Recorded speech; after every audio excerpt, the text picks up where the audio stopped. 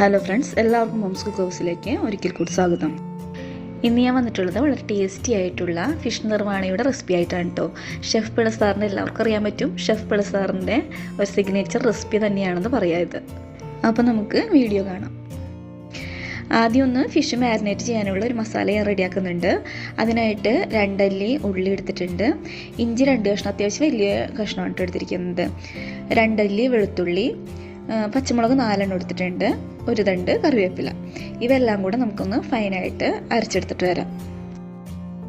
അപ്പോൾ ഞാൻ ഫിഷ് ഷേരിയാണ് കൊടുത്തിരിക്കുന്നത്. ഇത് ഞാൻ ക്ലീൻ ചെയ്ത് വരഞ്ഞൊക്കെ എടുത്തിട്ടുണ്ട്.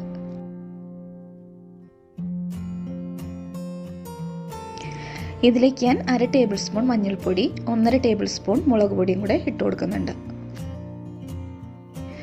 1/2 ടേബിൾ സ്പൂൺ കുരുമുളക് പൊടി, ആവശ്യത്തിനുള്ള ഉപ്പുകൂടി ഇട്ടിട്ട് നമുക്ക് മീനിൻ്റെ 2 വശവും നന്നായിട്ടൊന്ന് തേച്ച് പിടിപ്പിക്കാം. കാശ്മീരി മുളക് പൊടിയാണ് ഇതിൽ യൂസ് ചെയ്തിരിക്കുന്നത്. ഇതിന് ശേഷമാണ് ഞാൻ പേസ്റ്റ് ഇതിലേക്ക് ചേർത്ത് കൊടുത്തിട്ടൊന്ന് മാരിനേറ്റ് ചെയ്യുന്നത്. അപ്പോൾ നിങ്ങൾക്കിത് മുളക് പൊടി, മഞ്ഞൾപ്പൊടി, കുരുമുളക്, ഉപ്പ് മതിയെങ്കിൽ അങ്ങനെ ചെയ്തിട്ട് ഫ്രൈ ചെയ്തെടുക്കാം. അതല്ല ഈ പേസ്റ്റ് കൂടെ വേണമെന്നുള്ളവർക്ക് ഈ പേസ്റ്റ് കൂടെ അരച്ചിട്ട് മീനിൽ പുരട്ടി കൊടുക്കാം കേട്ടോ.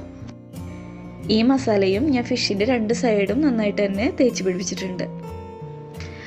ഇനി ഇതൊരു അരമണിക്കൂർ നമുക്ക് റെസ്റ്റ് ചെയ്യാൻ വയ്ക്കാം. അപ്പോൾ ഞാനൊരു പ്ലാസ്റ്റിക് റാപ്പ് വെച്ചിട്ടൊന്ന് കവർ ചെയ്ത് കൊടുക്കുന്നുണ്ട്. ഇത് ഞാനപ്പോൾ ഫ്രിഡ്ജിലാണ് കേട്ടോ റെസ്റ്റ് ചെയ്യാൻ വയ്ക്കുന്നത്.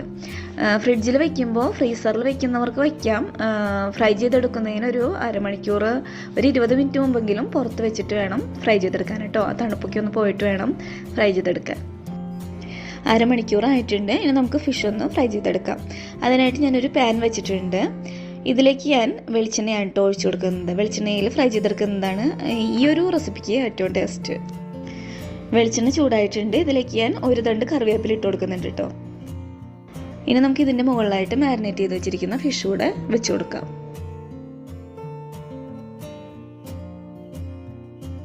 ഫിഷിൻ്റെ ഒരു സൈഡ് ഫ്രൈ ആയിട്ട് വന്നിട്ടുണ്ട്. ഇനി നമുക്ക് തിരിച്ചിട്ടിട്ട് അടുത്ത സൈഡൂടെ ഒന്ന് ഫ്രൈ ചെയ്തെടുക്കാം. ഫിഷ് ഒത്തിരി അങ്ങ് ഫ്രൈ ആവാതിരിക്കാനായിട്ട് നോക്കണം കേട്ടോ. ഒത്തിരി ഫ്രൈ ആയിട്ടുണ്ടെങ്കിൽ നമ്മുടെ കറിക്ക് അത്ര ടേസ്റ്റ് ഉണ്ടാവില്ല. അപ്പോൾ ഇതിൻ്റെ അടുത്ത സൈഡൊന്ന് ഫ്രൈ ആയിട്ട് വരട്ടെ. അപ്പോഴേക്കും ഞാനൊരു ഒരു വലിയ തേങ്ങയുടെ തേങ്ങാപ്പാൽ പിഴിഞ്ഞെടുത്തിട്ടുണ്ട്. ഏകദേശം 250 ml മിശ്രം കപ്പിൽ 3.5 കപ്പ് തേങ്ങാപ്പാൽ ഉണ്ടാവും കേട്ടോ. ഇത് ഒത്തിരി വെള്ളം ചേർക്കാതെ വേണം കേട്ടോ ഇത് പിഴിഞ്ഞെടുക്കാനായിട്ട്. വെള്ളം കൂടിപ്പോയിട്ടുണ്ടെങ്കിൽ നമ്മുടെ കറിക്ക് ഒന്ന് കുറുകിയൊക്കെ വരണം. അപ്പോൾ നമ്മുടെ കറിക്ക് അത്ര ടേസ്റ്റ് ഉണ്ടാവില്ല. അപ്പോൾ ഒത്തിരി വെള്ളം ചേർക്കാതെ പിഴിഞ്ഞെടുക്കാം കേട്ടോ. അപ്പോൾ നമ്മുടെ ഫിഷ് ഇവിടെ റെഡി ആയിട്ടുണ്ട്. ഞാനപ്പോൾ ഇത് അടുപ്പിൽ നിന്ന് മാറ്റുന്നുണ്ട് കേട്ടോ. 2 സൈഡും ഒത്തിരി അങ്ങ് മുരിഞ്ഞു പോയിട്ടില്ല, എന്നാലും നല്ല പെർഫെക്റ്റ് ആയിട്ട് തന്നെ കിട്ടിയിട്ടുണ്ട്. ഇനി നമുക്ക് ഫിഷ് നിർവാണ റെഡിയാക്കാം. അതിനായിട്ട് ഞാനൊരു പാൻ വെച്ചിട്ടുണ്ട്. ഇതിലേക്ക് ഞാൻ ഒരു വാഴയില ചെറുതായിട്ടൊന്ന് വാട്ടിയിട്ട് വെച്ച് കൊടുക്കുന്നുണ്ട് കേട്ടോ. വാഴയില നന്നായിട്ട് ഇരിക്കാൻ വേണ്ടിയിട്ടാണ് കേട്ടോ ഇങ്ങനെ ചെയ്യുന്നത്. വാഴയില വാട്ടണം എന്നൊന്നുമില്ല, അങ്ങനെ തന്നെ വേണമെങ്കിലും വെച്ച് കൊടുക്കാം. ഇനി ഞാൻ ഇതിലേക്ക് 1.5 ടേബിൾ സ്പൂൺ വെളിച്ചെണ്ണ ഒഴിച്ച് കൊടുക്കുന്നുണ്ട്. ഈ വെളിച്ചെണ്ണയിലേക്ക് ഒരു തണ്ട് കറിവേപ്പില കൂടെ ഇട്ട് കൊടുക്കുന്നുണ്ട്. അപ്പോൾ ഞാൻ ഈ റെസിപ്പിയിൽ ഫുള്ളും യൂസ് ചെയ്തിരിക്കുന്നത് നാടൻ കറിവേപ്പിലയാണ് കേട്ടോ. അപ്പോൾ ഒരു പ്രത്യേക ടേസ്റ്റ് തന്നെയാണ് നാടൻ കറിവേപ്പില ഈ ഒരു ഫിഷ് നിർവാണയിൽ വരുമ്പോൾ. ഫിഷ് നിർവാണയെന്നല്ല, നമ്മുടെ കേരള റെസിപ്പിയിൽ എന്തിലായാലും നാടൻ കറിവേപ്പില വരുന്നത് വളരെ ടേസ്റ്റി തന്നെയാണ്. അപ്പോൾ നാടൻ വേപ്പില കിട്ടുന്നവർ അത് തന്നെ യൂസ് ചെയ്യാം കേട്ടോ. ഇനി ഇതിലേക്ക് നമ്മൾ ഫ്രൈ ചെയ്ത് വെച്ചിരിക്കുന്ന ഫിഷ് കൂടെ വെച്ച് കൊടുക്കാം.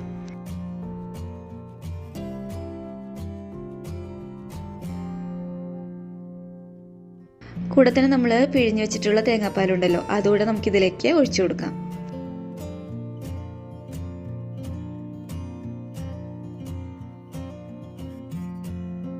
ഇപ്പോൾ ഒരു ഫിഷൊക്കെയാണ് നിങ്ങൾ എടുക്കുന്നതെങ്കിൽ ഒരു 1.25 കപ്പ് 1.5 കപ്പ് തേങ്ങാപ്പാലൊക്കെ മതിയാവും കേട്ടോ. ഇതിലേക്ക് ഞാൻ 4 പച്ചമുളക് നെടുകെ കീറിയെടുത്തിട്ടുണ്ട്. അതും ഒരു വലിയ കഷ്ണം, അത്യാവശ്യം വലിപ്പമുള്ള കഷ്ണം ഇഞ്ചിയും കട്ട് ചെയ്തെടുത്തിട്ടുണ്ട്. അതുകൂടെ ഞാൻ ഇതിലേക്ക് ഇട്ട് കൊടുക്കുന്നുണ്ട്.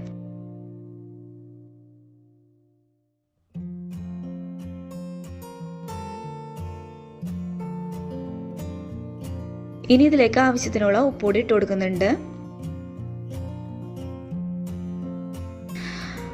ഇതിലേക്ക് 1/2 ടേബിൾ സ്പൂൺ കുരുമുളക് പൊടി കൂടെ ഇട്ട് കൊടുക്കുന്നുണ്ട്. ഒത്തിരി ഫൈനായിട്ടുള്ള കുരുമുളക് പൊടിയല്ല കേട്ടോ. ഇതിനി നന്നായിട്ട് തിളച്ച് കുറുകി വരണം. അതുവരെ ഇതൊന്ന് കുക്ക് ചെയ്തെടുക്കാം. ഏകദേശം ഒരു 20-25 മിനിറ്റ് ഒക്കെ ആവും കേട്ടോ. ഇതപ്പോൾ ചെറുതായിട്ടൊന്ന് തിളച്ച് ചെറുതായിട്ടൊന്ന് കുറുകി വന്നിട്ടുണ്ട്. പക്ഷെ നന്നായിട്ട് തന്നെ കുറുകി വരണം കേട്ടോ. ഫിഷിൽ നിന്നുള്ള ഫിഷ് ഓയിൽ ഉണ്ടല്ലോ, അതൊക്കെ നന്നായിട്ടൊന്ന് ഇറങ്ങി ആ ഗ്രേവിക്കൊക്കെ നല്ല ടേസ്റ്റ്, ഫിഷിൻ്റെ ആ ഒരു ടേസ്റ്റൊക്കെ വരും.